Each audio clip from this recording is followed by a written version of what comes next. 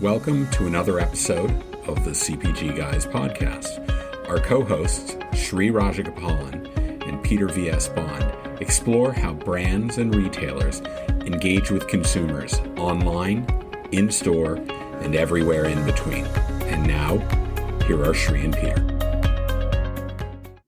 Welcome to all our listeners of this episode of the CPG Guys podcast, where we discuss everything brands, retail, in-store, and of course, Amazon, D2C, and the omni-channel world, and everything in between. And I want to remind our audience that you can find all our content on cpgguys.com. While you're there, scroll down to podcast, and you can find us on 15 plus platforms, including the Apple platform, where Peter and I really appreciate all the love you've shown us with the ratings and the reviews you've given us. We would appreciate if you'd continue to go to tinyurl.com/Apple CPG podcast and leave us a rating. Tell us how you feel about the podcast. Of course, you can also open up Apple Podcasts, find the CPG Guys, and rate us that way as well. And I also want to remind our users with a big, massive thank you for listening in to all our content. 8 female leaders in the month of October, our featured female leadership month, where Peter and I donated $1 for every download of our podcast, up to $250 per episode, to the Susan G. Komen Foundation. We couldn't have done it without you downloading the podcast and showing us the love you did. So we want to say a big thank you. In the meanwhile, I've also helped launch brand ZenFuel, a 100% natural supplements brand that helps aid your sleep, energy, better movement, stress and anxiety relief, and male wellness.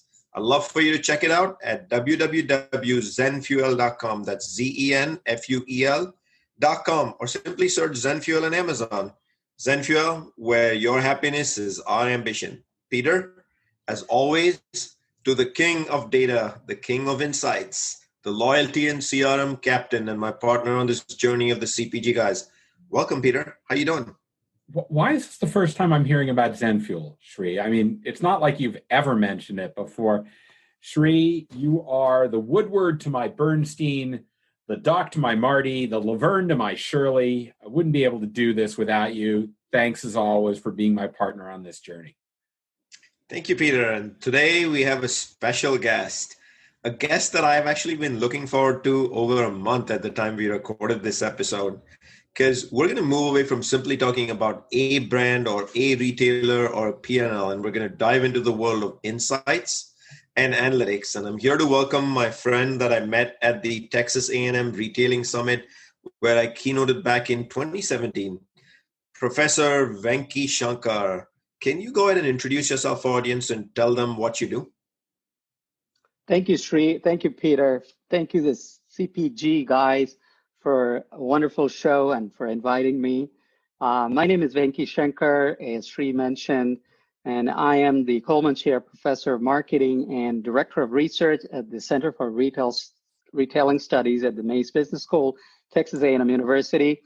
And I have been researching marketing, retailing, and CPG products and brands for the last 25 to 30 years. So I'm delighted to be here talking about all the insights, all the analytics, all the new things that's happening. And thank you for inviting. And I have a special place for all those of you who are listening, because these are tough times. I wanted to stay focused and positive, and I have some research insights which will actually give us more optimism as we go forward. If you want to see how positive Professor Shankar is, do look at the YouTube video of this episode, where you can see a lovely background with sunshine, palm trees, and calm waves rolling by. One other thing I should there. You and I, we've got to go. We've got to go to some beach pretty soon. It's long overdue, Peter. Yeah. And one of the things I should mention is Professor Shankar and I share one other common bond, and that is our love for, I said, rap music, because both our daughters are actually musicians and singers, and the Clive Davis School of Music and NYU comes to mind. So that is a unique bond we share. And every now and then we will geek out with each other about all the different genres we get to listen to. So that said, I would love to geek out about music today, but I think we want to come back to the consumer goods and CPG industry. So let's jump right in, Venky. And the first question I have for you is a very simple one, actually. About your career. Your career was primarily anchored on marketing and research surrounding its applicability to retail. But to the layman listening to this podcast, what does that actually mean? Because we're used to brands, we're used to retailers that resell the product. Thank you. First of all, whatever you've said so far is music to my ears. So there's a nice way to start the introduction. Let me just unpack my research journey a little bit so that the audience can better understand. I did my PhD in marketing from the Kellogg Graduate School of Management at Northwestern University. And my dissertation was on order of entry advantage in markets. So, first mover, pioneer versus late mover, what is the right order to be and what are some advantages and disadvantages? Since then, I've researched a lot of markets, lots of problems in those markets. So all types of consumer packaged goods, consumer durables, consumer services, business to business services. So since consumer packaged goods constitute a huge chunk of marketing spend, naturally, those were the first set of brands. And we used to have a ton of data. And Sri, you worked with IRI. So we used to salivate on data as academicians and researchers. So we did a lot of research on understanding the strategies, not only the entry strategies, positioning, retail strategies, how to distribution strategies, single channel, multi-channel. And fortunately, I was very lucky because when I started my research, that was when the internet was invented, so to speak. The e-commerce channel started opening up on Amazon, started in 1994. So I was one of the earliest researchers in the e-commerce and also tracked the channel progression as we move along. And then when you track the offline retailing, in particular in-store and so on, started working with lots of companies such as Frito-Lay, which you have worked with before in the past, PepsiCo, Coke, service companies like Allstate, and have done so much of projects with them, working with the data, analyzing real problems, working on marketing mix modeling, and trying to find the best answers to what should digitally native brands do now, and how has technology shifted the landscape in CPG goods and retail. And retail and CPG goods makers and marketers, they form a symbiosis of sorts, because they have to collaborate well for their success. And today, when we talk about these two together, they have to be working together all the time. I remember my first project with Frito-Lay was on multi-channel forecasting. So, the different channels that Pepsi had, the grocery channel, the drug channel, the mass merchandising channel, everything. And now you add onto that the online channel and different types of online. You now overlay the social media platforms and channels. You have mobile channel, and all of this is lots of data, a lot of juice to what we do in terms of research. And that actually fuels our analytics, helps us generate insights. And these insights, we're able to disseminate our knowledge, which help both retailers and CPG brands make better decisions and plan their strategies forward. So that's in a nutshell what I do and how I've evolved over a period of time, working at very important problems. Today, I'm focused a lot on what's the impact of COVID, and that's what keeps us really humming throughout our journey. Thank you for that. Shri, our guests won't know this, but both of my parents have PhDs in economics, and I understand the amount of effort that they put into earning those degrees. So I think with earning that comes a tremendous amount of respect. So let me call you professor, because I think you've earned that. Oh, thank you. So let's geek out, because I was getting very excited as you were describing this. Shri and I come from a data and analytics background, so this is just kid in a candy store kind of moment for us. Let's get right to the heart of it. The big thing that Shri and I are always talking about is retail apocalypse. So, Right. from your research and this pandemic, we hit the tipping point? Are we close to it? Is it still not quite there? What's your research yielding? The retail apocalypse has been bandied around for a long time. It's not the first time around, as you know. U.S. and North America in general are overstored compared to the rest of the world. And anyway, a lot of stores had to close. And we know that department stores were the prime target first for closure. And they were closing in droves. Last year, we had about 9,000 stores close to. This year, it's predicted to be 25,000, right? So we are already in that. I don't mean to interrupt, but you just quoted a very important number out here, and I want to make sure people heard that. Right. 90,000 distribution outlets just shut down. Did I hear that right? No, I said 9,000 was last year, stores. 9,000. That's why I wanted to make sure I get it right. Right. 25,000 is expected by the end of this year. 25,000. COVID just exacerbated it. So imagine as if, you have your stores on a cliff waiting to fall. And what COVID did was a domino effect, like one after the other just started falling. And it was bound to happen. So we knew that malls and department stores, and these are the kinds of business formats or retail formats that needed a lot of rethinking and tinkering. And that's what is happening. COVID has completely exacerbated, accelerated some of the devices.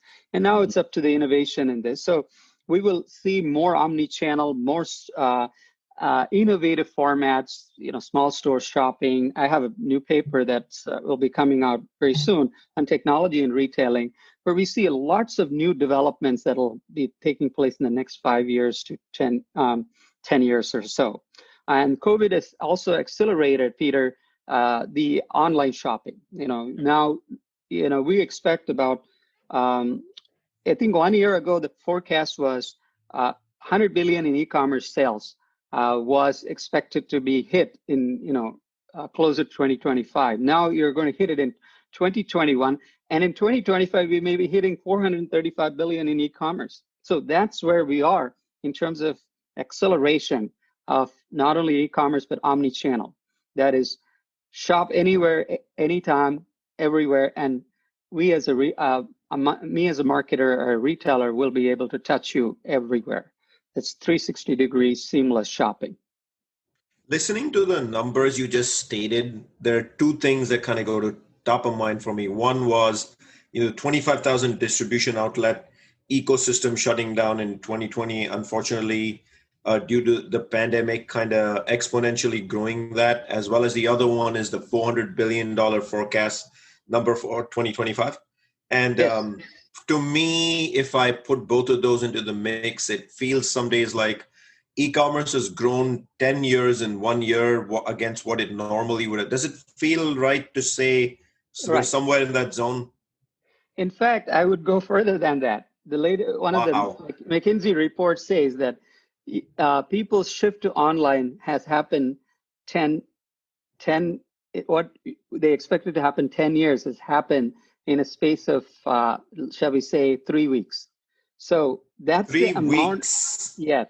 And there's a lot of these things, not just in online groceries and online shopping, but everything online, entertainment moving online, teaching moving online, right?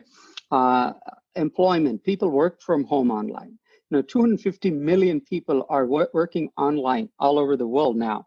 And this has happened in another 3 months, most of it coming from China. So COVID-19 or the pandemic has accelerated the shift to doing everything online dramatically fast. These are obviously whopping numbers, but also scary numbers for large brands, ones that I have represented in the past, especially making the digital transition over. So I want to jump to the 800-pound gorilla in the room, and that gorilla in the room is Amazon. And clearly Amazon, at the time we recorded this, Prime Day was the last 48 hours and another gangbuster Prime Day, despite the holiday season just being like a month away at that point. But, Amazon is clearly taking a lot of consumption of oxygen in the room and a majority of retail transition in 2020. But if I go back in history, why have brands been so hesitant to embrace Amazon in the first place? If to me, it always felt like a no-brainer. And then given what's happened now, the growth of e-com, how do you advise them? Like, what's your big advice for them? For the big brands, consumer brands, Amazon. See, Amazon has been a trendsetter ever since they started retail e-commerce, right? Amazon is single-handedly disrupted retailing. If you look at many of the apocalypse is also somewhat related to Amazon's growth.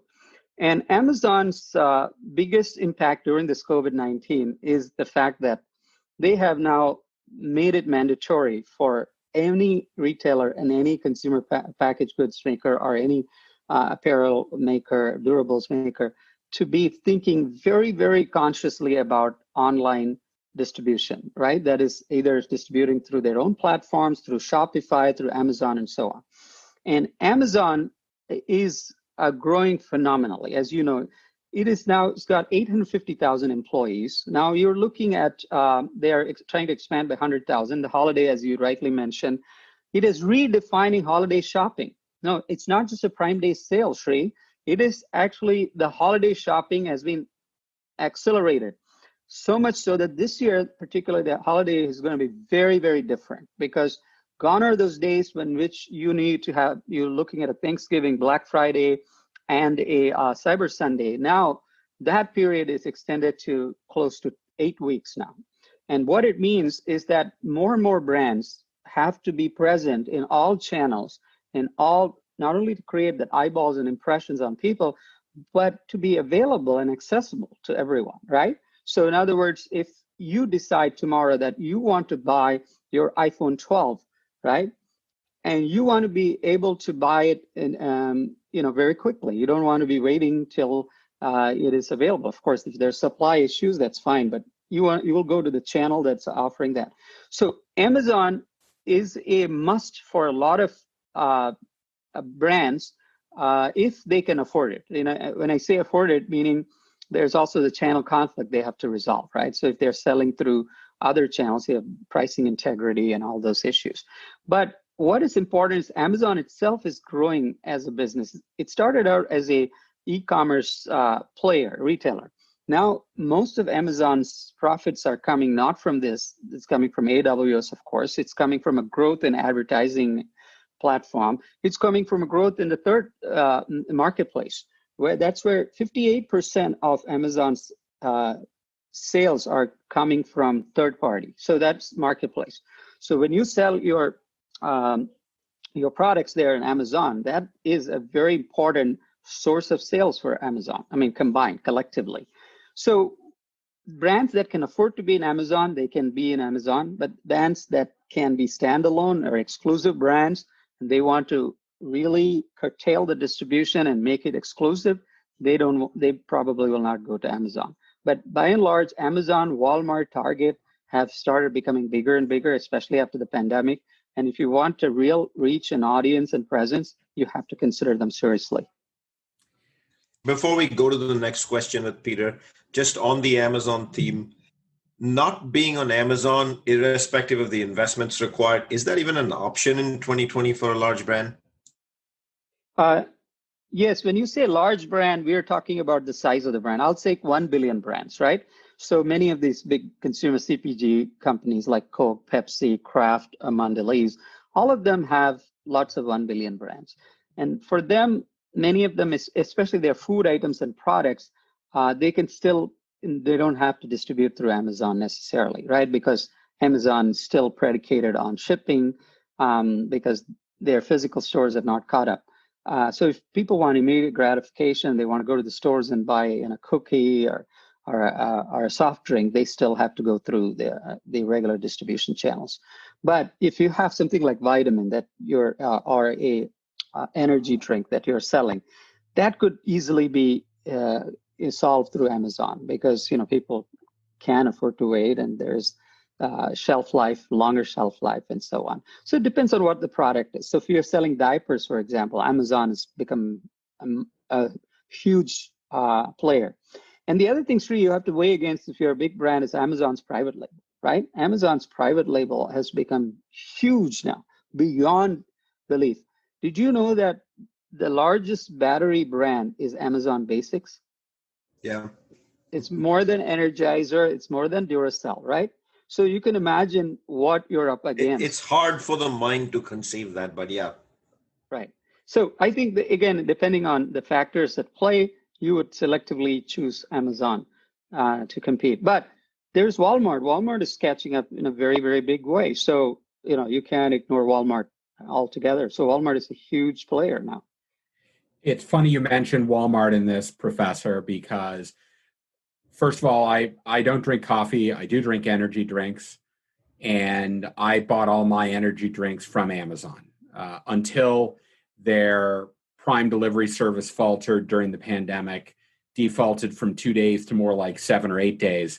Then I switched to Walmart. And in fact, there you go. We mentioned Prime days. I spent the majority of my baskets during the 2-day event, surprisingly, at Walmart for the first time in my life. So a very different thing. I'll also say with respect to the brands, yeah, you may think that perishable is not necessarily Amazon placement required, but now that Amazon has bundled fresh into their Prime model and the pandemic has driven the demand for e-commerce, I all of a sudden see in my world where I'm dealing with product ratings and reviews, which are a core component of the path to purchase, they're all scrambling to figure out how to enhance their content on Amazon Fresh in particular. So I think that's I think that's been true pre-pandemic. I think you'll start to see things that are a little bit different.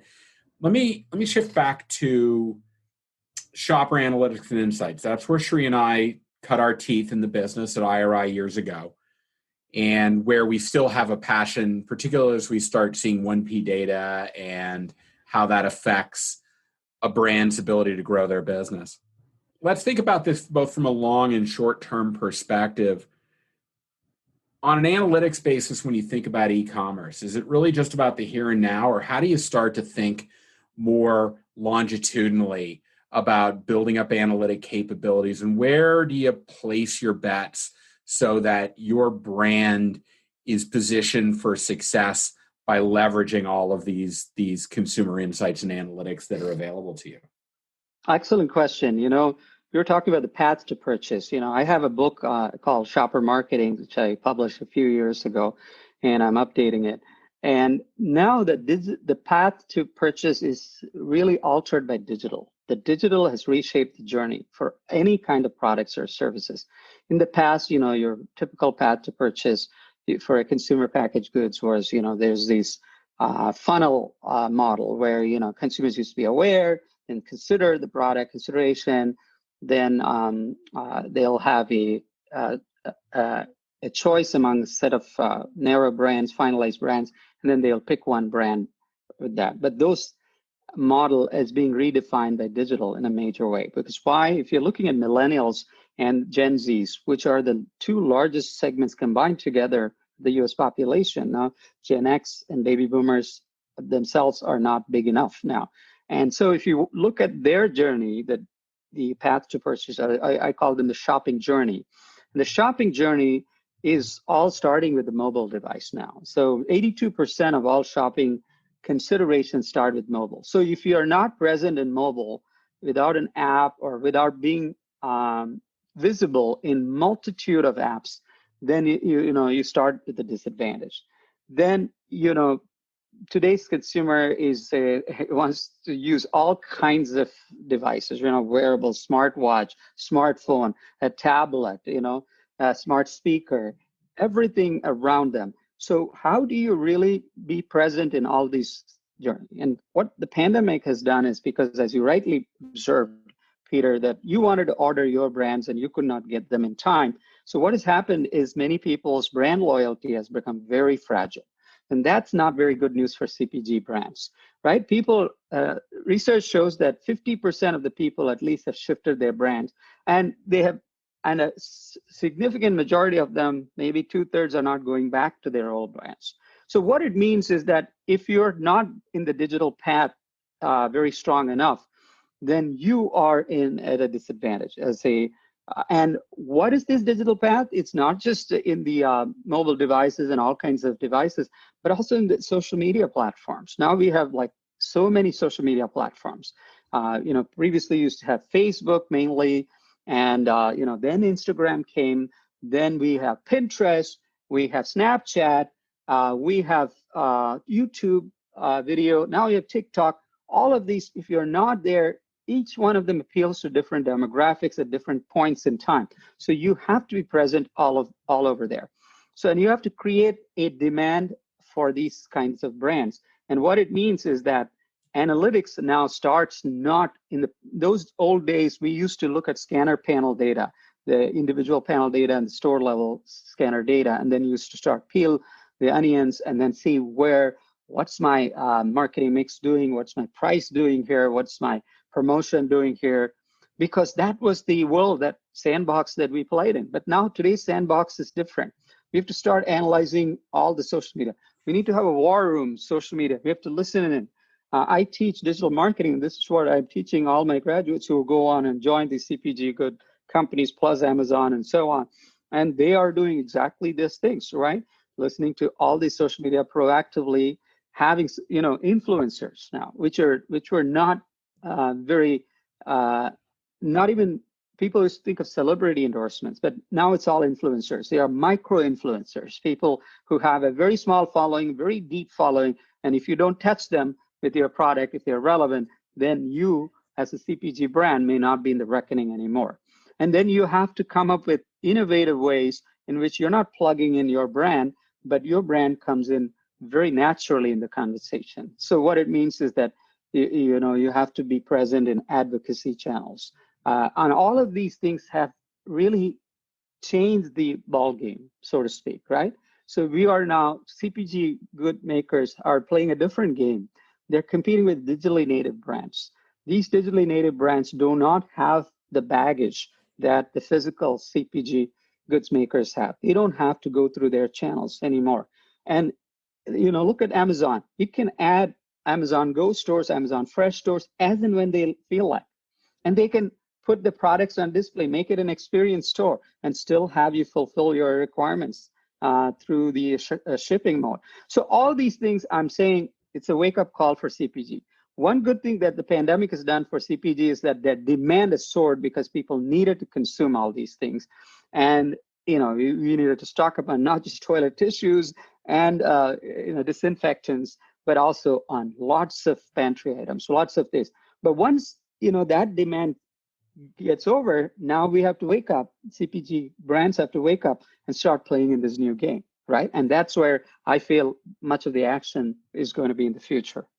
Hey, Shri, let me unpack a couple things here. I was looking at our own data while the professor was describing the mobile-first reality that we're faced with. 81% of our downloads are on mobile devices. I think the other 19 are your mother and my mother, and maybe a couple of other older relatives. My mom may be 80 years old, but Peter, you should know, she WhatsApp my children, FaceTimes my children. She has 2 Facebook accounts divided by the audience that she likes to discuss and socially engage. And she entered the world of TikTok. Okay, wow. So I won't say my mom's on TikTok, and I was being a bit facetious. I will tell you this. My mother, on the day it was released, bought the very first IBM 8086 dual boot floppy and has been on the bleeding edge of technology ever since. So I was being a bit facetious there. Second of all, I heard scanner panel. Does that bring me oh my gosh. back to that's Peter in my first job. The last thing I'll say is he talked a lot about brand and advocacy. That's my wheelhouse, right? I'm in the rating and review business, and we also have a panel at Power Reviews, a panel of 1 million plus everyday influencers, to your point, that in exchange for just a sample, they will write product reviews. And it's amazing how much more consumers are willing to trust people they've never met and their opinion on a product than they will what the brand itself says about their product or the retailer. It is quite remarkable how much trust and authenticity in product advocacy accelerates the path to purchase. So thank you, Professor. That's just really reassuring information for certainly the mission that Shri and I are on in trying to advocate for how omni-channel and digital influence can accelerate. One other thing, Peter, I'd like to kind of re-emphasize that Professor Shankar just said over here, which is he used a term that's very profound, and the term is a wake-up call. So guys and gals in our industry, retail or CPG brands, this is your moment to pay attention and take the wake-up call seriously. And the reason you need to do that is pretty straightforward. The industry needs you to be as responsible stewards leading the evolution of consumer goods. Step up your journey in digital transformation and embrace the unprecedented change in the shopper path to purchase. You refer to Professor getting into the micro influencers at the micro moments, where even though they might not have 1 million followers, their engagement percentages are significantly higher because you said the word deep. One of the things I've felt over the last 10 years is large brands struggle with things of that nature because they always look for very large outcomes, and the digital world has kind of turned that topsy-turvy. But I want to jump back into your world in the university and what you do every day within the university. You've mentioned already a couple of samples of the type of work you do with brands, but I'd love for you to decompose for us.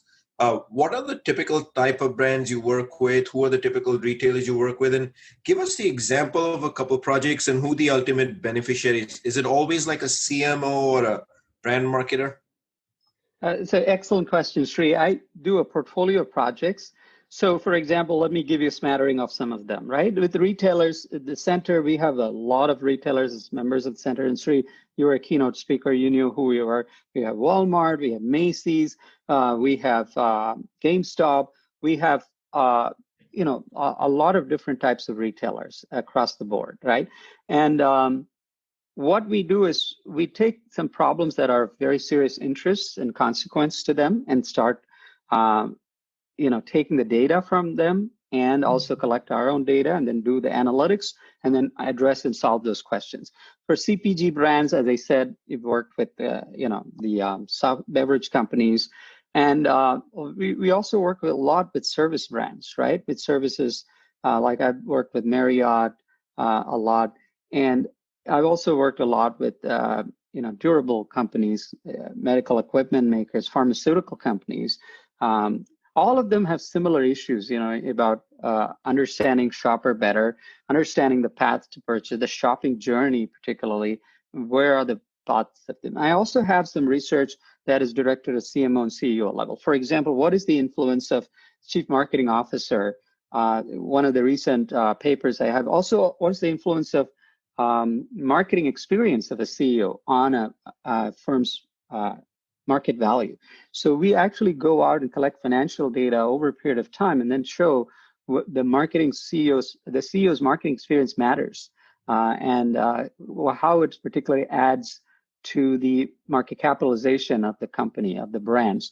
And so those are all very at high levels. And at the micro level, we start digging deep into the data, the problem that needs to be solved, and do a number of projects around it.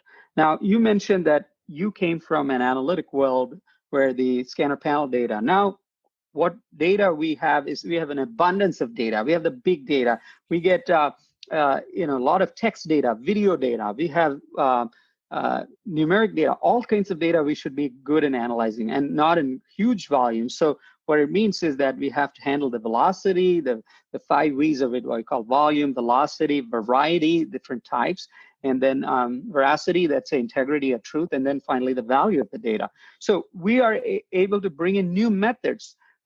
We have to borrow from computer science. For example, we use a lot of machine learning models, artificial intelligence systems we develop to predict, analyze. And those are becoming now the next important decision areas for CPG marketers. Now, it's not enough for you to simply have a huge advertising budget and then say, hey, I don't know which half of my advertising gets really effective. It's just not, I don't care so long as I spend a ton of money and throw it on TV and mass media. It's all changed dramatically. So our capabilities, our research capabilities, analytic capabilities are also changing. And what it means for us is that I have to keep myself updated and sharp every day. I learn from everyone. I learn from the latest paper in computer science journal, right? Because there's a new method out there that'll help me parse all those reviews, Peter, you talked about, right? You're getting 10,000 reviews. Now we do what is known as NLP, natural language processing methods, newer and newer methods. We can extract that. We can tell, how brands are doing, and we can even forecast the sales of brands based on these things. So these are becoming the next generation kind of challenges, but we have to start planning for them now. And if you don't have the skill set, and if you're not doing it now, we'll probably, that's why I said it's a wake-up call, because the CPG typical job and skill set used to be very different. Now it's all changing dramatically, and we have to adjust to that if we want to be continuously on top of the market. Professor, I'm ready to go down about 12 rabbit holes. Go ahead. This is all just wonderful, because Shri knows I get excited about this stuff. There was a time when you talk about big data. I used to work for dunnhumby, which obviously had a partnership with Kroger for many years. Right. I would go to conferences. I remember the old days when people would whisper in hushed tones, "Oh, that person's from dunnhumby. The black box, it's so big." Now everybody can process data. So it's very, very fascinating. I think when you talk about natural language processing, you're talking for lack of a better term, my language. We do that now. We actually help brands where we can scrape data from retailers like Amazon or Chewy or whatever, run it through our NLP, and actually objectively benchmark a brand against another brand based upon the ratings and reviews that they have. So being able to score a brand based upon its volume, its average star rating, its recency, its the length of reviews, and the overall shopper sentiment than natural language processing tells us. So yeah, we've come a long way. We really have come a tremendous long way. So thank you for all of that. When I think about these brands now, they have so many more resources, to your point, at their disposal.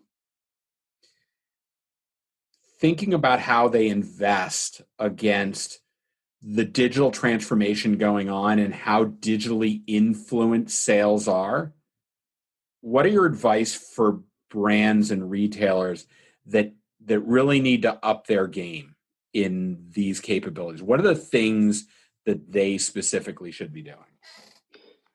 That's a great question. I think first and foremost, at the C level, there has to be a mindset change. So recently I was involved in a program with at a very high level with a very large insurance provider, where the CEO invited me to speak to the board and the C-level officers and suite, and said, lay out what analytics can do and how we need to be changing. So I was tasked with a very difficult exercise, because I'm going up against people who are really very smart people who are very entrenched. Fortunately, I was able to go prepared and make an impact, so much so that the organization decided to completely, throughout its employees, about 50,000 or so, to really completely go top down and make it completely analytically driven. So that means, what you have to do is we have to really make people take off all their blinders and, their baggages, and then start to be prepared to reinvent themselves. And I think that's where it starts, the capabilities. And once you do that, you start then investing in it. Now, the key thing to notice, a lot of people think, analytics means, I'm not an analytics person. I'm a high-level person. I'm very intuitive, and I don't make all these things. But what they don't understand, I cannot learn this overnight. I can't do this overnight. What is important to understand at a high level is that you just need to understand where analytics plays a role and how it plays a role. If you understand three components of analytics, right, which is descriptive, predictive, and prescriptive, right? So all the analysis that we do are based on past data. We call it descriptive. And then predictive is how do I use all those models to predict the future. So if I'm predicting sales or new consumer behavior, and then prescriptive is what kind of decisions should I be making? And so I start with that kind of a framework, and then people think that, okay, this is easy to understand now. Why is it that analytics is so intimidating for us? It's not. And then you have a layer of people around you, surrounded by very smart, capable people, drawn from different fields, different capabilities, which then put together, they uplift the digital journey, the analytic capabilities of the organization. So I think that's the way to go about. And unfortunately, a lot of companies are very insular and insecure about it. And so they are not able to make that transition. But once they commit to it, they learn that it's not that difficult once you understand how these things work. And that's the journey that it has to start right at the top. And I believe that once you make that commitment and discovery, the rest is really, you can do it at warp speed if you're committed to it. So Professor, insular and insecure, we talked about how the 800-pound gorilla in the room was Amazon. Let's jump to the other gorilla in the room that has led retail for over multiple decades at this stage, and that is Walmart. In 2020, under Janie Whiteside, they have been racing in digital transformation from a consumer perspective, with the recent release of Walmart Plus and 11% household population within a first few months of starting it up already. As you look at what's going on with Walmart and the digital transformation journey from a consumer perspective, what's your outlook if you've been studying it, and do you feel they're on the right path? And there's a much more that's going to get unpacked in the future over here. Great question, Sri. I think you're right. Walmart is trying to make up for lost ground. Walmart was an 800-pound gorilla all along in retailing. And unfortunately, they were a bit slow. They didn't take Amazon threat very seriously. And so they were very slow in even getting their online .com site together. But once they invested in it, they started powering it. And then after they acquired jet.com, then that actually fueled a lot of increase in digital activities. But now Walmart is so focused on digital transformation, so much so that some of the things they are doing is absolutely spot on, right? You mentioned Walmart Plus, is that they're also, redesigning their stores to match with the app layout, which itself shows that now you have to think like a digital customer, which is the millennials and the Gen Zs. And they are primarily looking at a store in their mobile device.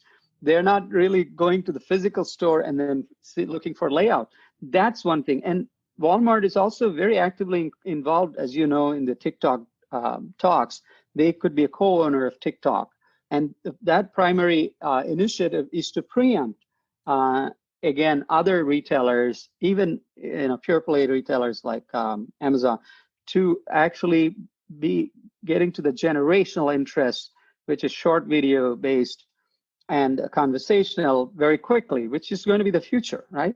In the future, people are going to be just, even if you take all the innovations that might come from the merging of computer science driven AI and the neuroscience AI, right? Neuroscience AI, which might lead to more augmented capabilities, right? If you think about it, people could actually think about a product and then it'll self-order.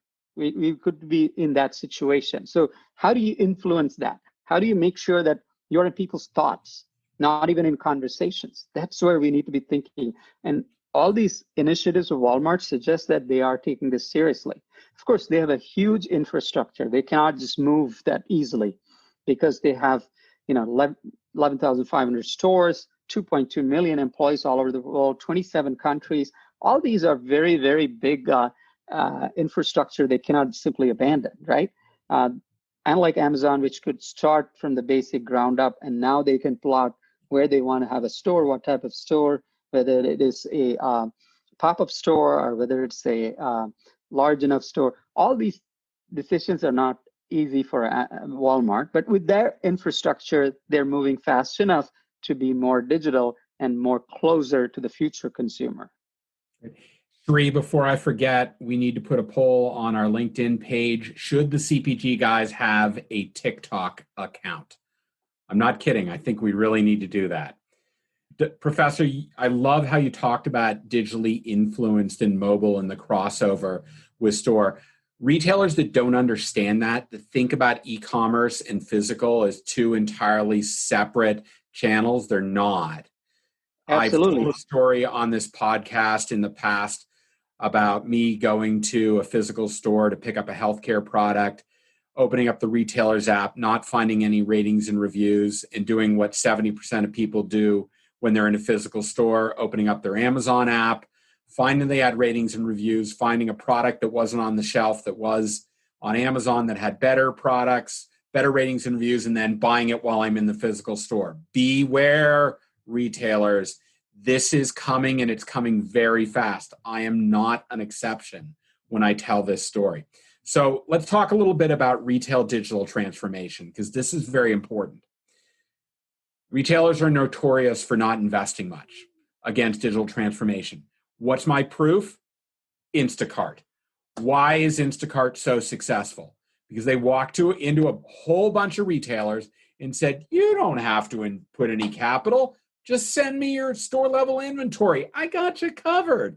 And they took the grocery industry by storm.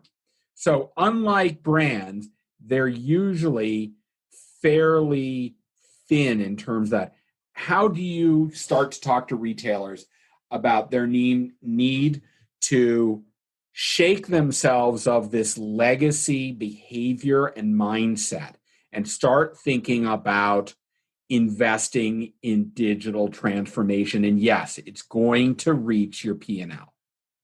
Absolutely.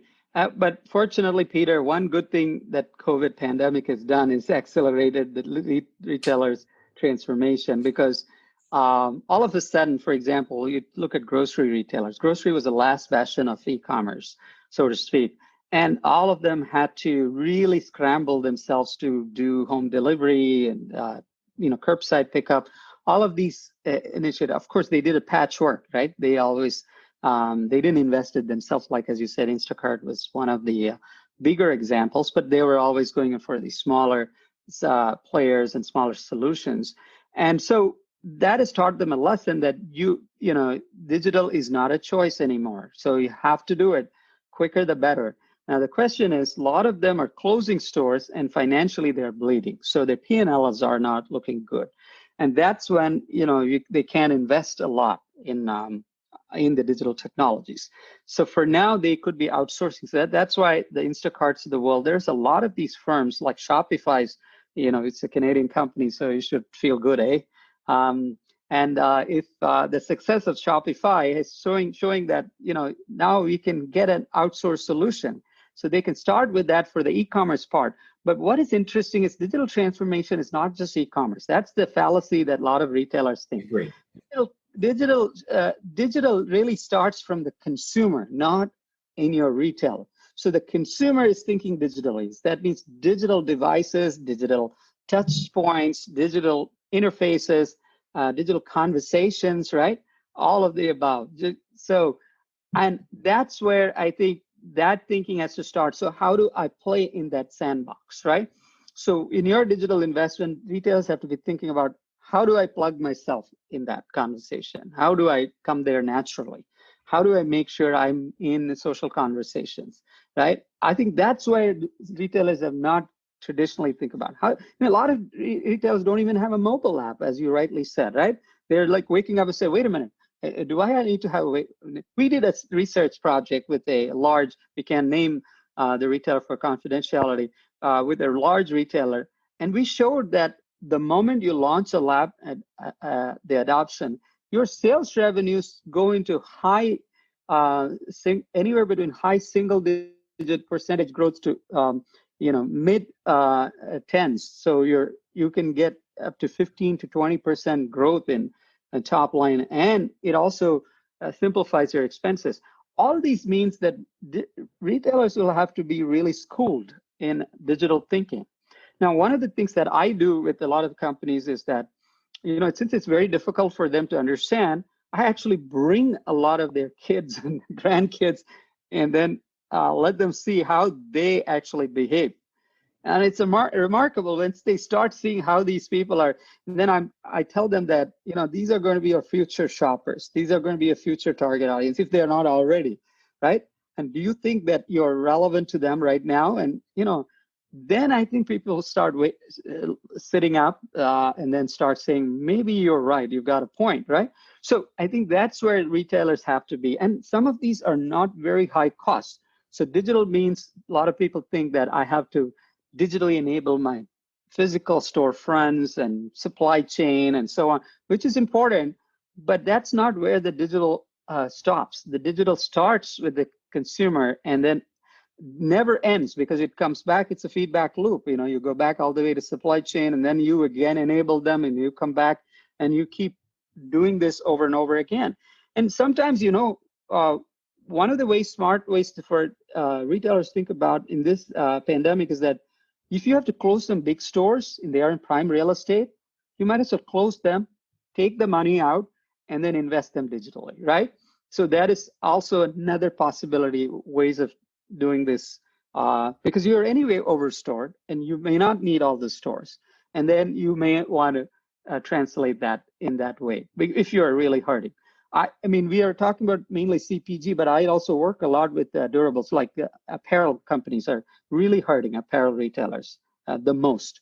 You see Gaps closing lots of stores, and you see lots of these going into bankruptcy, starting from JCPenney's, Forever 21, Brooks Brothers, Men's Warehouse. Men's Warehouse, just came out with a store where it's all touchless, but it's a bit too little too late, right? But in the sense, you should have been anticipating this for a long time, but the pandemic has accelerated that. So you're absolutely right. Thinking digitally for a retailer has to start from the consumer, not necessarily in terms of what's a line item in my P&L and how much do I have to invest in technology, but it's just the mindset. Sri, what I hear from the professor is that one of the top 3 grocery retailers in the country has a CEO with no children and no grandchildren. Will that retailer be at a disadvantage? I know this person personally, and I know this for a fact. So there's a credible argument to be made that from the mouth of babes come the truth and the greatest innovations. But thank you for that thoughtfulness. So, Professor, you have packed this episode with punchlines, taglines, takeaways, provocative statements, and real actionable things for people who truly listen in and get the message. But when you have fun having a discussion and you get all of that, 45 minutes just flies by.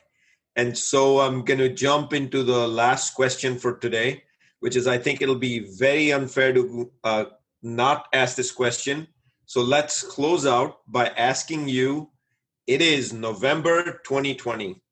What is your forecast for retail go forward, given all the unusual outcomes from the pandemic, like a very large pantry stocking, which is not going to last forever, the acceleration of the store closure business model? Does foot traffic ever go back to its pre-pandemic January 2020 levels? I mean, when I think back, my mind just gets boggled on. I was taking the subway, going to my then alma mater employer, Revlon, 45 minutes each way, rubbing shoulders with strangers that I didn't even know and probably catching each other's sweat droplets. Little TMI over there, but that was the reality. I can't fathom doing that again. What is your prediction for retail? Yeah, I think this 2020 holiday shopping is going to be surprisingly good.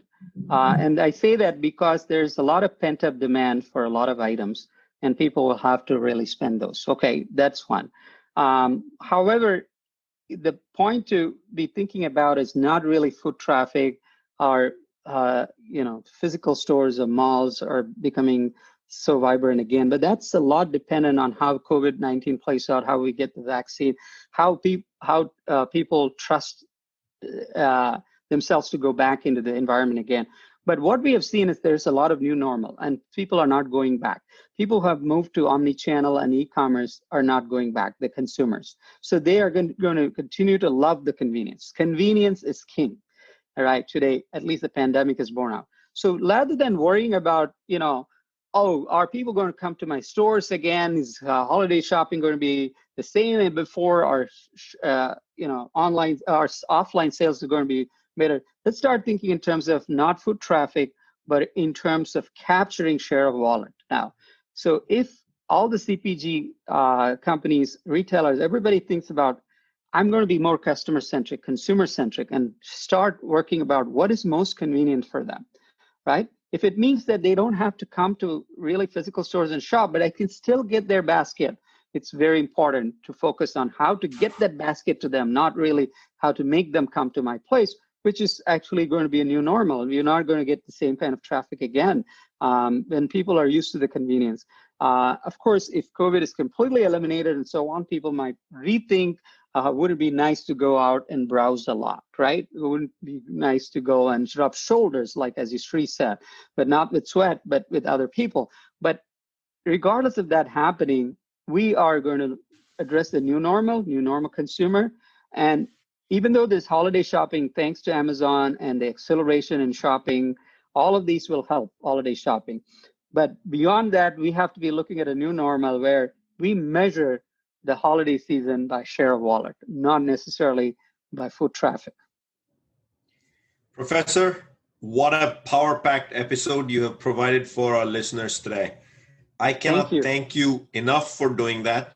As we start wrapping up this episode on the CPG guys, would you mind sharing for our audience, if anyone wanted to connect with you, what's the best format for them to do that? You can reach me through a multitude of social media platforms. I'm very common at LinkedIn and Twitter.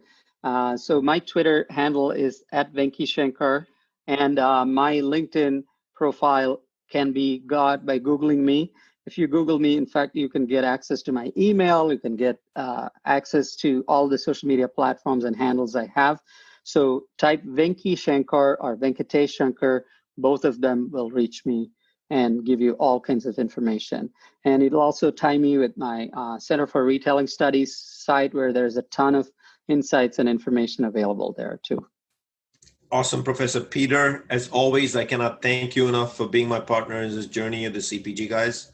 Thank you for being here. We'll put links to the professor's LinkedIn profile and his retail studies site in the liner notes of the podcast. So anyone who's downloaded this podcast, just open up the liner notes and there'll be hot links there. Shri, wow, we talked scanner panel today. He had me at scanner panel. I want to get my wand out and start waving it at UPCs everywhere I get. Professor, thank you so much. This was such a treat for me, and I know for Shri as well. You have piqued a lot of curiosity, and you and I are going to be following up on using natural language processing to analyze consumer feedback. We got a lot to talk about. Thank you very much. Thank you personally for this invitation. I really loved my discussion with you guys. You guys are on the ball, and wish you all the very best moving forward.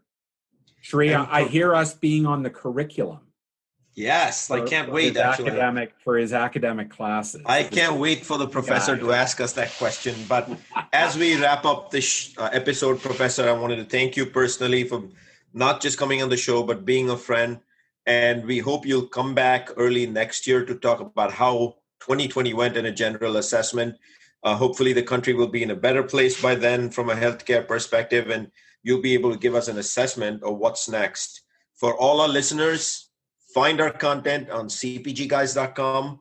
We love that you've chosen to give us ratings and reviews on the Apple Podcast platform, tinyurl.com/Apple CPG Podcast. And for laugh and giggles, check out our Instagram platform, where we have also launched a new IGTV series, 1Q, 1A. Peter and I take on one question probing the industry, and we try to give an answer in less than 5 minutes. And you'll catch about 20 episodes of this through the end of the year. Sound bites. Absolutely. And the Instagram handle is CPG Guys, just like cpgguys.com. Thank you, everybody, and catch you on another episode pretty soon.